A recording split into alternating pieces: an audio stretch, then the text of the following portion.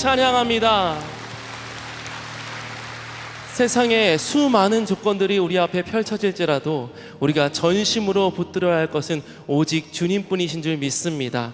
한결같이 우리를 바라보시는 주님 앞에 우리의 삶을 온전히 맡겨드립니다. 주님 앞에 고백하며 계속해서 찬양하며 나아가겠습니다.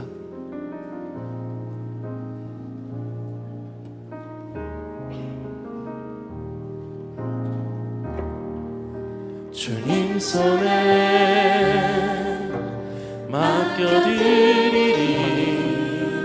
나의 삶 주님께. 주님 손이 나의 삶 붙드네. 나 주의 것 영원히.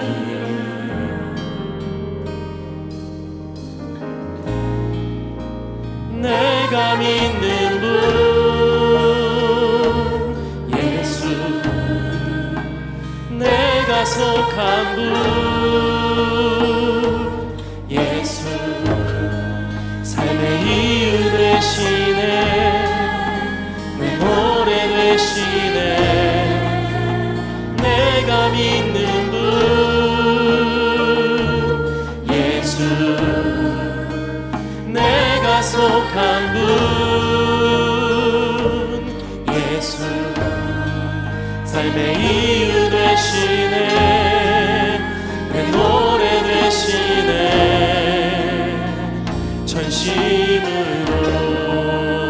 전심으로 주와 함께 걸어가리라. 주와 함께 걸어가리라. 모든 길을 주실래. 주 뜻 안에 나 살아가리. 주의 약속은 영원해.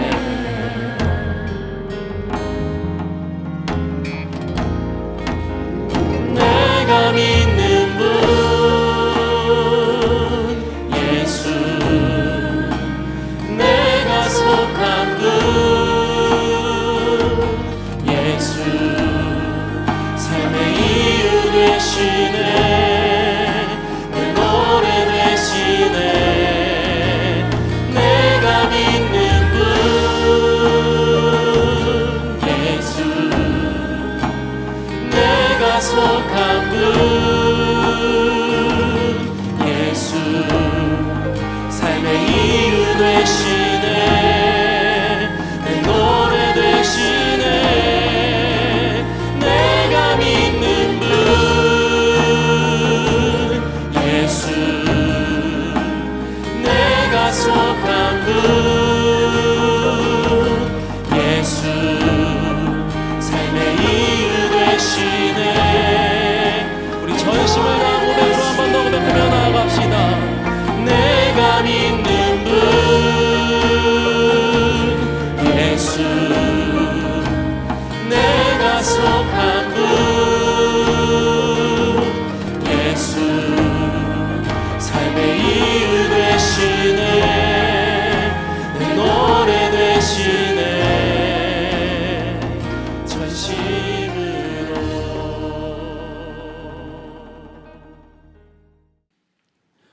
오늘 우리에게 주시는 하나님의 말씀은 열왕기하 10장 25절부터 31절입니다.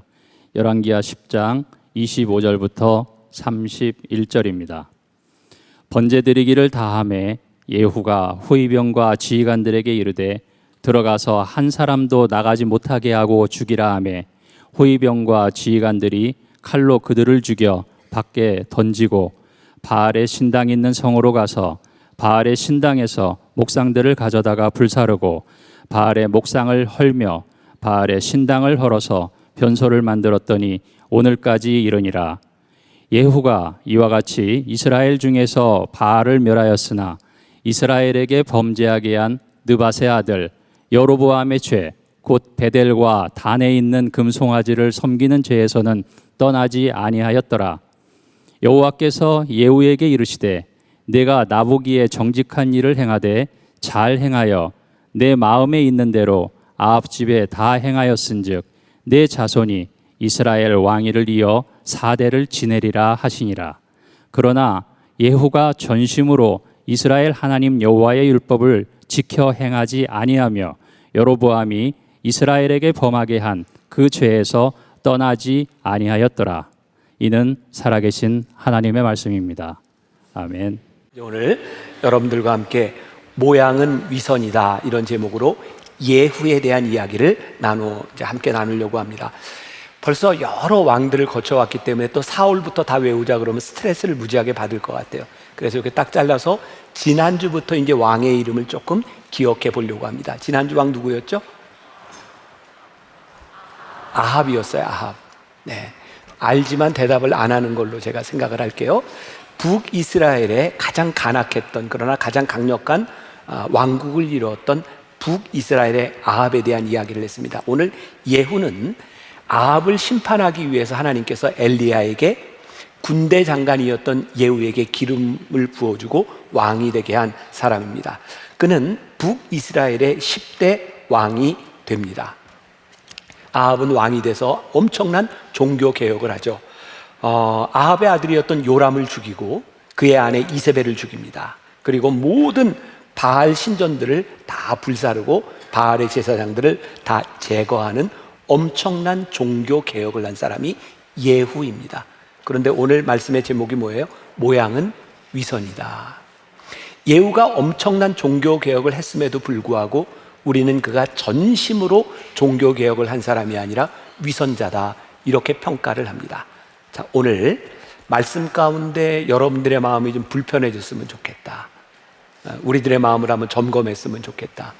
전심이라는 말을 한번 생각해 보자. 어제 토요일 예배부터 제가 계속 그렇게 얘기를 합니다. 찬양을 준비하는 사람, 인도하는 사람, 예배를 드리는 사람, 설교를 하는 저. 오늘 우리들에게 전심인가? 저도 이제 나이가 들면서 그런 두려움 가운데 있어요. 하나님, 제가 끝까지 전심으로 살아가야 되는데 왜일까요? 우리의 전심이 끝나면 위선이 나타날 수밖에 없기 때문입니다. 여러분들에게도 똑같은 도전을 드리고 싶어요. 여러분들의 신앙이 오늘 예배가 하나님 앞에 전심인가? 이 부분에 대해서 우리들이 말할 수 없다면 오늘 우리의 예배는 위선이 될지도 몰라요. 자, 지금까지 많은 왕들의 이야기를 우리들이 살펴왔습니다. 우리들에게 그런 의문이 들어야 정상일 것 같아요. 어떤 왕도 의도적으로 죄를 짓지 않았습니다. 그들은 의도적으로 하나님께 반항하려고 하지 않았습니다. 그런데 왜 모든 대부분의 왕들이 위선적이 되었을까? 그런 생각을 하게 돼요. 그들은 하나님을 모르거나 하나님을 믿지 않았던 사람들이 아니라 온전하고 완전한 믿음이 없었기 때문이다. 오늘 우리의 신앙의 점검 포인트가 뭘까요? 오늘 여기 있는 여러분들 중에 하나님을 믿지 않고 온 사람은 없는 것 같아요. 우리는 다 하나님을 예배하려고 왔습니다. 그러나 우리의 믿음이 어떻게 온전하게 세워질 수 있는가? 이 부분에 대해서 우리들이 고민해 볼 필요가 있어요. 아주 오래전에 우리 교회에 높은 뜻 덕서교회 오대식 목사님이 설교를 한 적이 있었습니다. 그때 이런 얘기를 했어요. 기억나는 분이 있는지 모르겠는데 전이 된다 이런 말이 있잖아요. 어떤 교도소에 조폭 3명이 있는데 그 교도소에 예수님이 들어가셨어요. 이런 질문을 했습니다. 예수님이 조폭이 되겠습니까? 조폭이 변화가 되겠습니까? 대답하세요. 어떻게 되겠어요? 우리는 주저하지 않고 조폭이 변화될 것이라고 이야기를 합니다. 왜? 우리는 강력한 예수님의 영향력을 믿기 때문입니다. 문제는 이거죠. 우리가 예수님을 믿는다고 하는데 우리 안에 계신 예수님, 우리가 예수님을 믿는데 왜 우리는 변화되지 않을까? 우리는 왜 위선적인 삶을 살아가게 될까? 이유는 둘 중에 하나입니다. 우리 속에 계신 예수님이 능력이 없든지 우리 안에 예수님이 계시지 않든지. 여러분들에게 또 하나 드리는 도전, 여러분들에게 갈등이 될 수도 있겠지만 여러분들의 삶에 중요한 결정을 앞에 놓고 있는 사람들이 있다면 혹시 여러분들이 내려야 되는 그 결정이 예수님이 동의할 수 있는 일인가를 한번 생각해 보시라. 오늘 여기 예배드리는 누군가에게 이 말씀이 큰 도전이 되리라는 생각이 들어요. 오늘 왕들의 이야기를 통하여 우리들이 계속해서 물어야 되는 질문이 있는 거죠. 우리 안에 계시는 분이 누구인가? 누가 왕인가? 누가 우리를 주장하고 있는가? 예수님이 우리 안에 계셔서 나를 주장하고 계신다면 그분이 동의하는 일들이 우리들에게서 일어나야 되지 않겠는가? 지난주 어제 우리 목회자들과 함께 회의를 하고 점심 식사를 하면서 그런 이야기를 했어요. 어떤 기도를 많이 한다고 알려진 목사님이 있어요. 그분이 아주 중요한 결정을 했어요. 어떤 선택을 했어요. 우리가 아무리 봐도 그분이 기도하는 사람으로서 선택한 일처럼 보이지 않는 거예요. 우리는 알아요. 그분만 모르고 있어요. 왜? 전심이 아니니까. 우리들이 하나님 앞에 내리는 결정들과 우리들의 삶이 위선적이라고 하는 것을 다른 사람들은 알아요. 그런데 우리만 알지 못해요. 왜 예후에게서 이런 일이 일어나고 있었을까? 우리의 삶에 명확하게 대입해 볼 필요가 있어요. 예후의 위선, 어쩌면 그는 하나님 앞에서 온전히 죽지 않았기 때문에, 그의 욕망이 살아있기 때문에 그의 위선이 드러나는 것은 아니었을까? 자, 오늘 본문 말씀을 가만히 보면 참 이해하기 힘든 상황입니다. 자, 오늘 본문 중에 28절, 29절 제가 한번 읽어드립니다. 들어보세요. 예후가 이와 같이 이스라엘 중에서 바알을 멸하였으나, 29절, 이스라엘에게 범죄하게 한 느바세앗을 여로보암의 죄, 곧 베델과 단에 있는 금송아지를 섬기는 죄에서는 떠나지 아니하였더라. 지금 이 예후의 문제가 나와 있죠. 근데 바로 그 앞절 25절과 26절과 27절에 이렇게 되어 있어요. 번제 드리기를 다음에 예후가 호위병과 지휘관들에게 이르되 들어가서 한 사람도 나가지 못하게 하고 죽이라 하며 호위병과 지휘관들이 칼로 그들을 죽여 밖에 던지고 바알의 신당이 있는 성으로 가서 바알의 신당에서 목상들을 가져다가 불사르고 바알의 목상을 헐며 바알의 신당을 헐어서 변소를 만들었으니 오늘까지 이르니라. 굉장히 흥미롭잖아요. 앞부분에서 그렇게 강력하게 종교개혁을 하고 있는데 그가 하지 않은 일이 있는 거예요. 그게 뭐였냐면 여로보암의 죄에서 떠나지 않은 거예요. 여로보암의 죄가 뭐예요? 우리 여로보암에 대한 말씀을 나눌 때 제가 그런 얘기 했던 기억이 나는데, 이 이스라엘이, 북이스라엘이 망할 때까지 끝까지 여로보암의 죄가 나와요. 여로보암은 베델과 단에 우상, 송아지를 만들어서, 금송아지를 만들어서 섬기게 했어요. 자, 또 보이죠? 지도기죠? 여기 자 갈라서 여기 예루살렘이 있고 남유다, 여기 북이스라엘 보이죠? 여기 바로 북이스라엘 요 처음에 베델이라는 곳이 있고 위에 올라가면 단이라는 곳이 있어요. 여로보암이 왜 베델과 단의 금송아지 제단을 만들었는가 기억나세요? 참 신기한 일이에요. 하나님께서 여로보암을 세워주셨는데 여로보암이 어떤 두려움을 가지고 있었냐면 사람들이 제사를 드리러 자꾸 예루살렘으로 갈까봐 베델과 단에다 금송아지와 제단을 만들어 놓고 여기 하나님이 계셔, 여기에서 예배를 드려 라고 하는 거예요. 예후도 똑같은 범죄를 저지르고 있는 거예요. 제가 신기하다는 거예요. 예후도 그렇고 여로보암도 그렇고 하나님이 세워주신 사람들인데 왜 하나님을 의지하지 못하고 사람들을 두려워했을까? 그들이 전심으로 하나님을 믿는 것이 아니라 그들은 위선적으로 모양의 신앙을 가지고 있었고 하나님을 전심으로 섬기지 않음으로 인하여 그들은 두려움 가운데 단과 베델에 세워진 금송아지 우상을 파하지 못했다는 거예요. 왜? 우리는 이 예후와 온 여로보암처럼 자꾸 우상을 만들어 놓고 거기에 절하려고 하는가? 미신을 믿는 사람들의 특징이 뭐예요? 이렇게 우상을 만들어 놓으면 우상이 보이는 그 안에서만 영향력이 미친다고 생각하는 거죠. 제가 여러분들에게 자주 하는 이야기 있죠. 우리가 예배를 드리는 이 성전이 우상이 되지 않기 위해서 우리들이 깨달아야 되는 게 뭐예요? 우리가 여기에 와서 하나님께 예배를 드리지만 하나님은 여기에만 계신 분이 아니라 우리가 이 예배를 마치고 나가는 우리의 삶의 한가운데 계시는 하나님을 우리들이 믿어야 우상 숭배하지 않는 거예요. 근데 마치 우리가 하나님을 우상처럼 섬기면 어떻게 돼요? 예배를 드리는 이 자리에서는 우리들이 예배를 드리지만 여기만 나가면 우리는 위선적인 사람이 될 수 있는 거예요. 미신과 우상 숭배를 하는 사람들의 특징이 있다. 그게 뭐냐면 타협한다는 거예요. 우리는 이런 사람들을 종종 봅니다. 어떤 때는 굉장히 신앙적으로 보여요. 어떤 때는 굉장히 세속적으로 보입니다. 이런 사람들의 특징은 뭔지 아세요? 신앙 가운데 서서 세상을 거스르기보다는 세상과 함께 타협하며 살아갑니다. 이 말이 우리들에게 무지하게 힘든 말입니다. 우리가 세상 가운데서 살아가는데 세상과 타협하지 아니하고 우리의 믿음을 지킨다는 것이 얼마나 어려운 일입니까? 근데 하나님은 우리들이 하나님 앞에서 전심으로 서기를 원하시고 전심으로 서는 사람들을 사용하기를 원하세요. 저기 십자가가 있습니다. 보이시죠? 저희가 지금 스크린으로, LED 스크린으로 바뀌면서 예전에 저기에 있던 십자가를 떼어냈습니다. 많은 분들이 저에게 그렇게 얘기하더라고요. 목사님, 십자가가 우리가 쫙 이렇게 열리면서 십자가를 보던 게 우리 교회 상징처럼 되어 있는데 저게 없어지면 어떡합니까? 그래서 주일날 우리들이 임례할 때 저걸 LED로 구현을 해서 십자가가 나타나도록 합니다. 십자가가 뭐예요?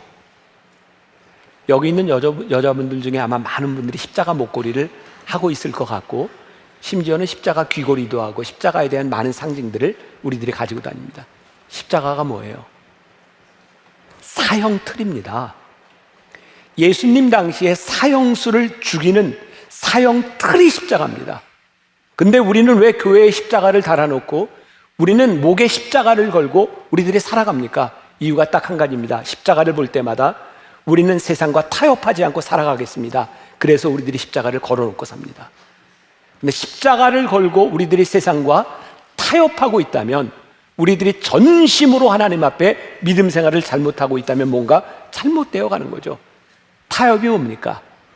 내가 다 양보하는데 이것만은 양보 못해. 내가 다 지키는데 이것만은 못 지켜. 그것이 우리들에게 일어나는 타협이죠. 예후가 하나님께서 주신 종교개혁을 다 합니다.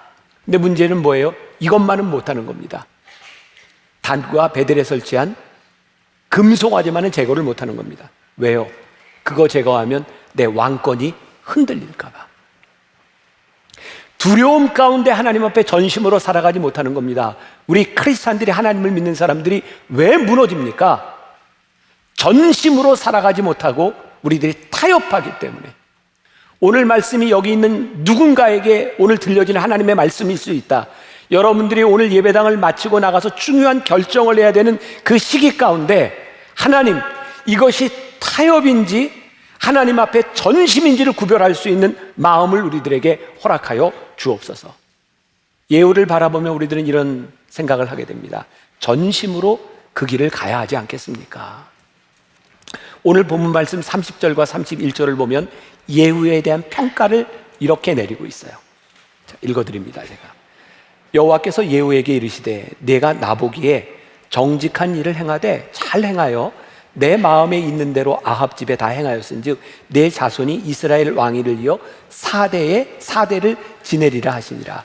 그러나 예후가 전심으로 이스라엘 하나님 여호와의 율법을 지켜 행하지 아니하며 여로보암이 이스라엘에게 범죄하게 한 그 죄에서 떠나지 아니하였더라.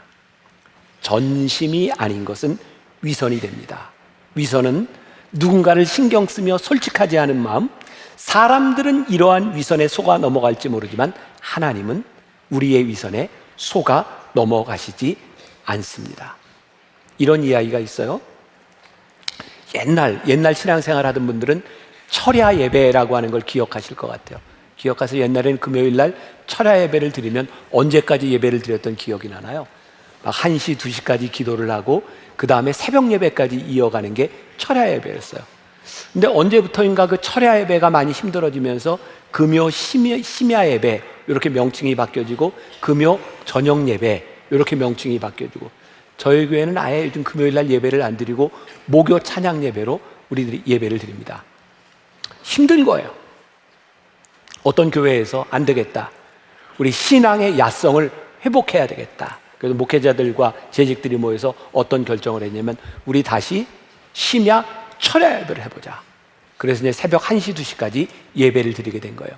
문제는 몇 번 들이다 보니까 피곤해서 졸고 잠드는 성도들이 보이는데, 게다가 장로님들까지 잠자는 모습을 어떤 성도가 보게 된 거죠. 한 성도가 그 모습을 보고 하나님께 이렇게 기도합니다. 하나님, 장로 집사 할 것 없이 다 저 모양이니 얼마나 민망하십니까?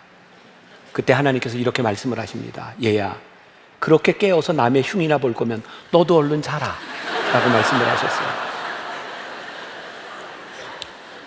누군가를 흉보고 있는 그는 하나님 앞에 전심이 아니라 누군가를 판단하는 위선의 모습을 하나님이 보고 계신 거예요. 무섭죠.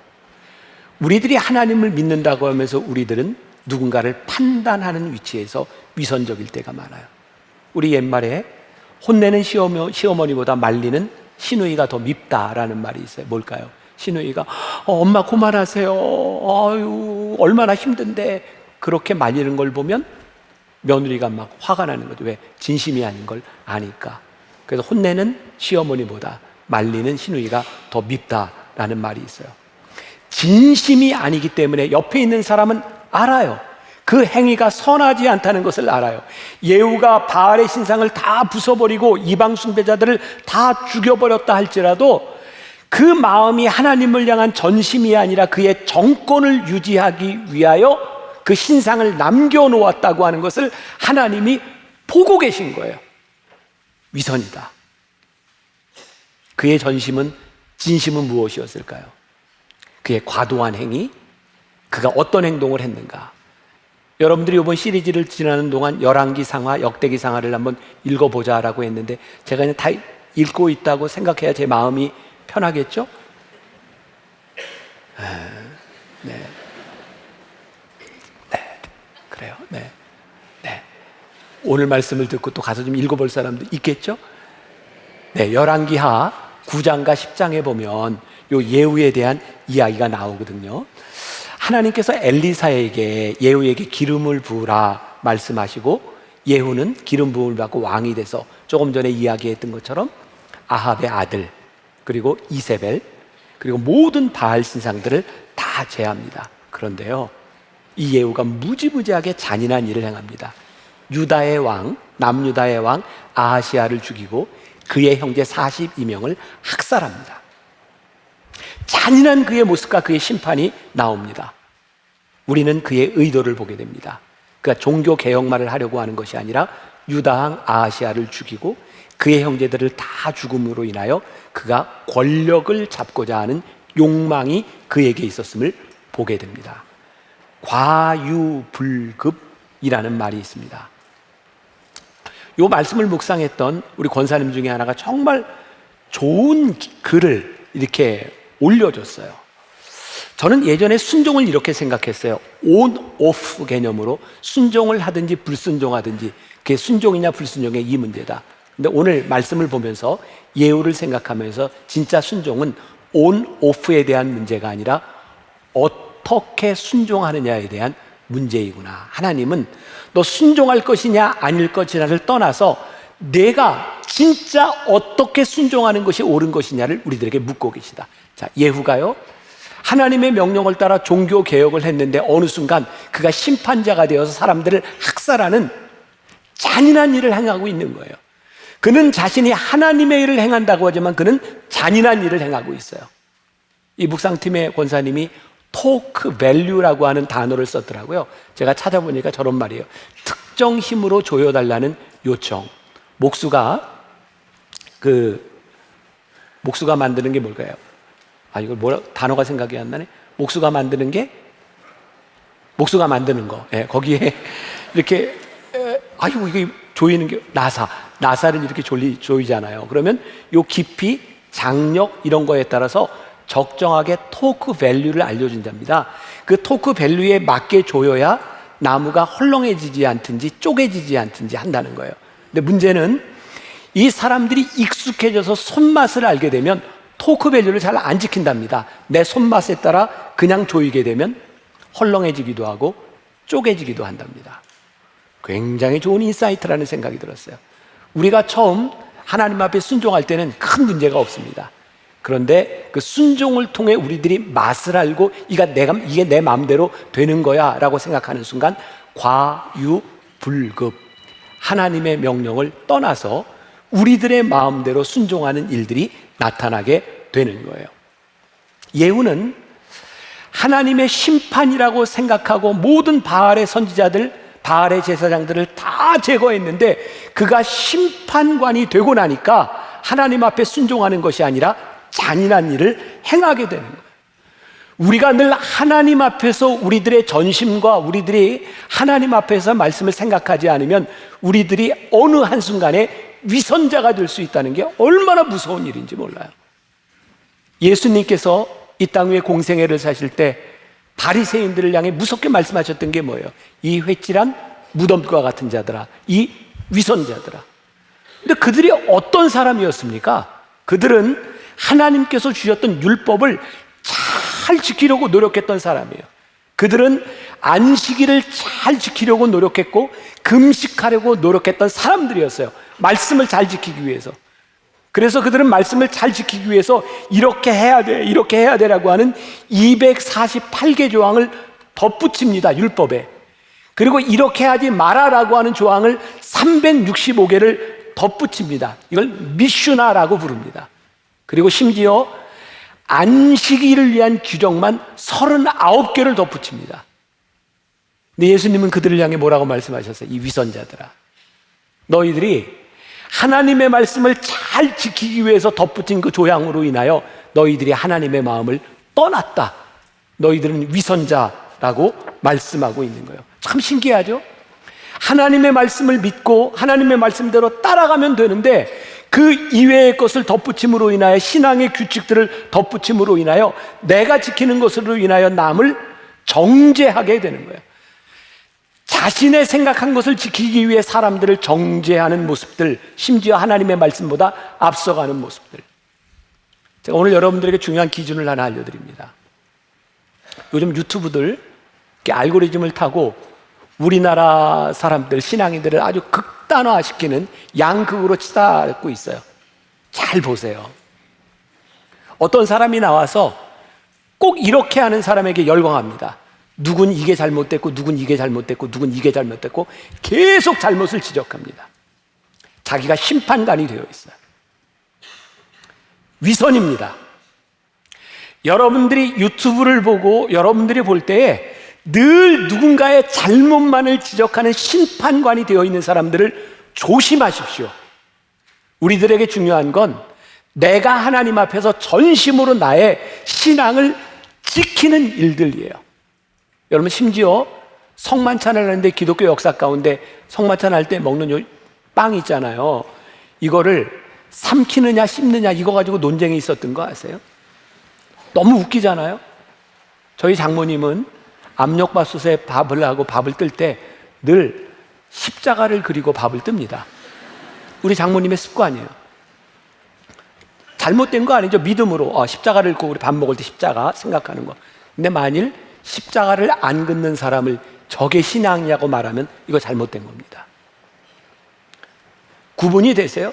내가 심판관이 되어서 내가 하나님 앞에서의 하나님의 마음과 신앙이 아니라 내 마음대로 내 욕망, 내가 원하는 것을 위하여 누군가를 정죄하기 시작할 때 우리는 위선자, 위선의 모양을 하게 되는 거예요. 예후에게 나타난 현상이 뭐냐?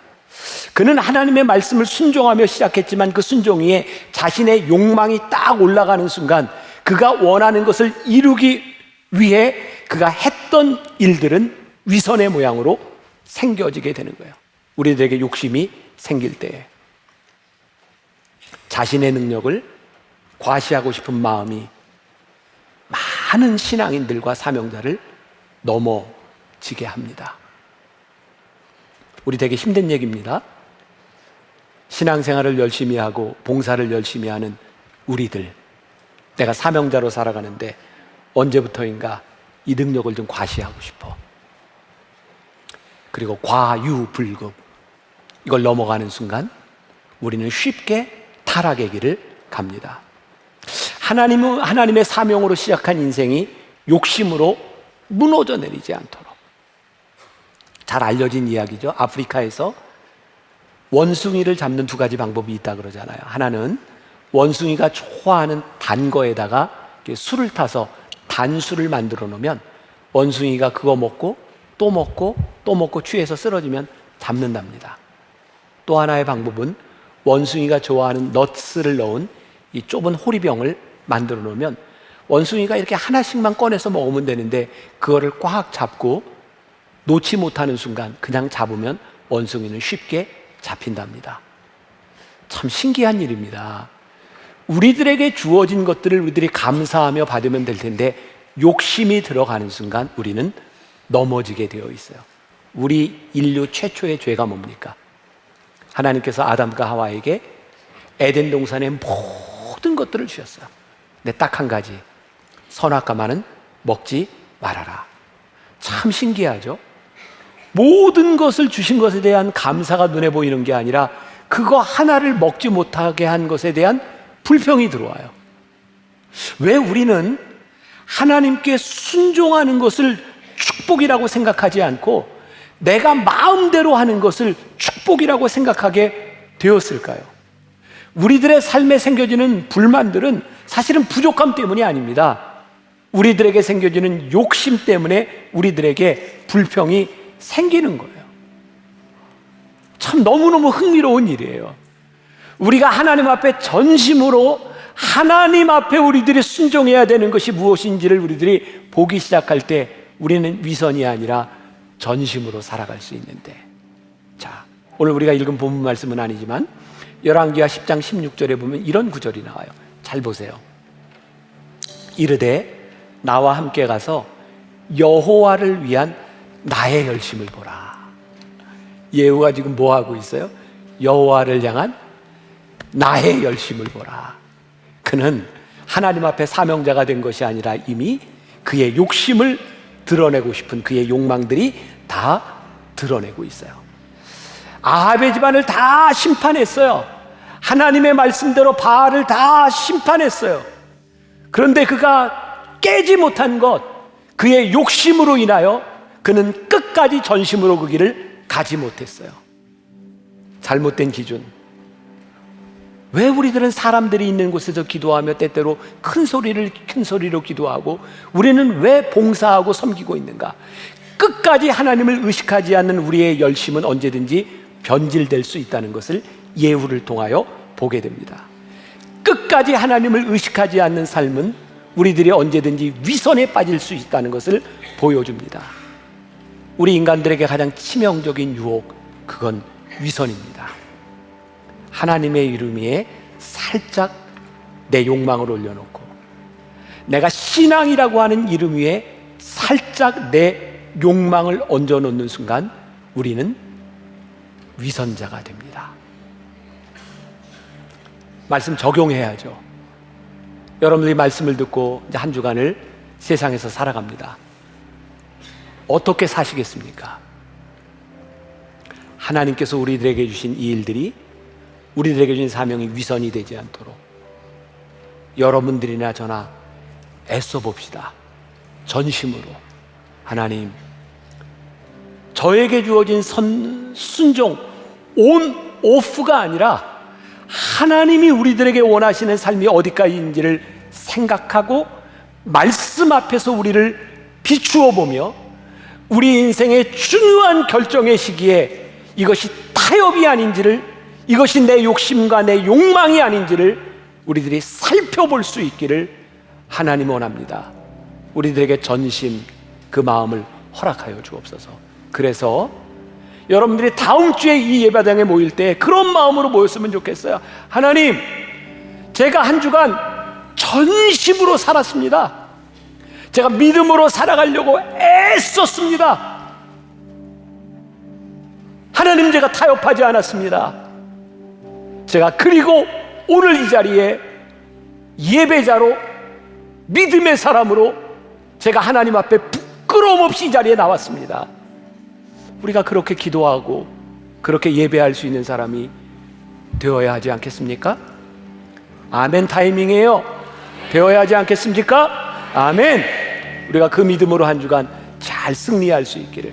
그래서 우리 부족하지만 주님 마음 내게 주소서. 우리 찬양하며 기도하고 결단합시다.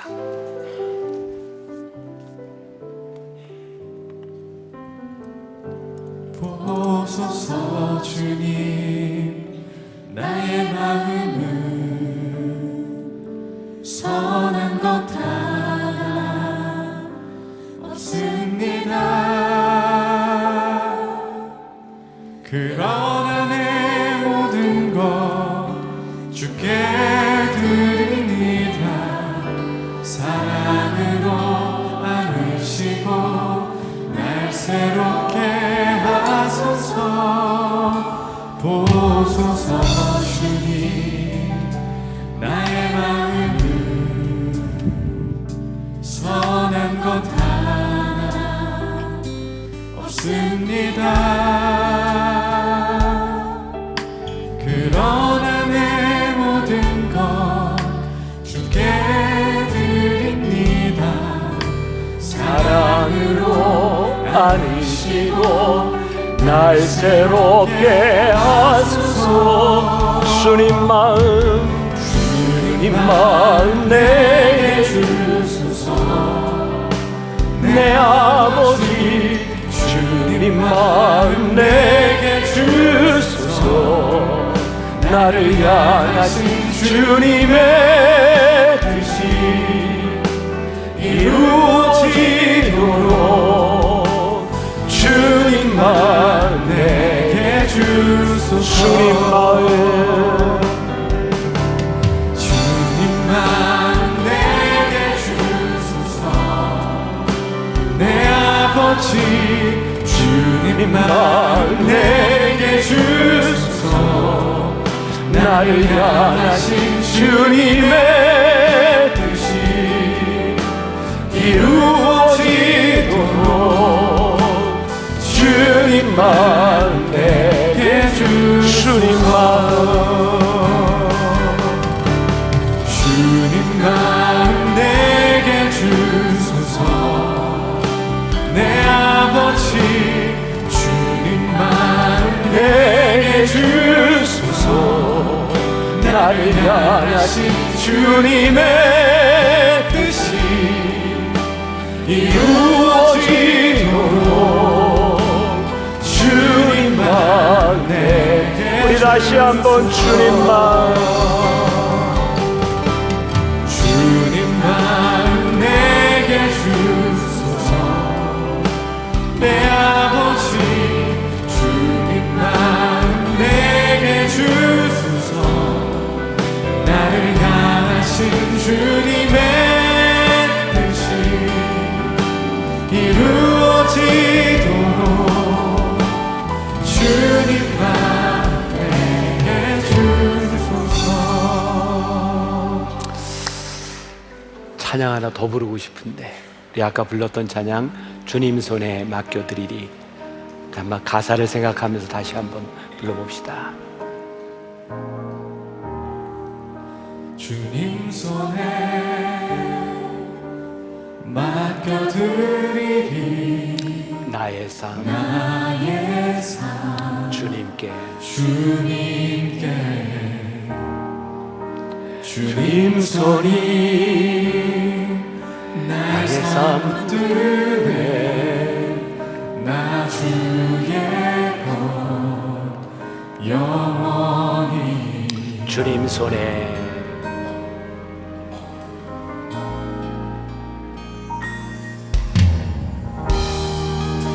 주님 손에 맡겨드리니 나의 삶 주님께. 주님 손이 나의 삶 붙들네. 이 믿음으로 나 주의 것 영원히. 내가 믿는 분 내가 믿는 분 예수. 내가 속한 분 예수. 삶의 이유 되시네. 내 노래 되시네. 내가 믿는 분 예수. 내가 속한 분 예수 삶의 이유 되시네 내 노래 되시네 전심으로 전심으로 지금은 우리 주 예수 그리스도의 은혜와 하나님 아버지의 무한하신 사랑과 성령의 인도하심이 전심으로 살아가겠습니다 다짐하며 세상으로 나가는 당신의 사랑하는 모든 백성들을 위해 지금부터 영원까지 함께 하시기를 간절히 축원하옵나이다. 아멘.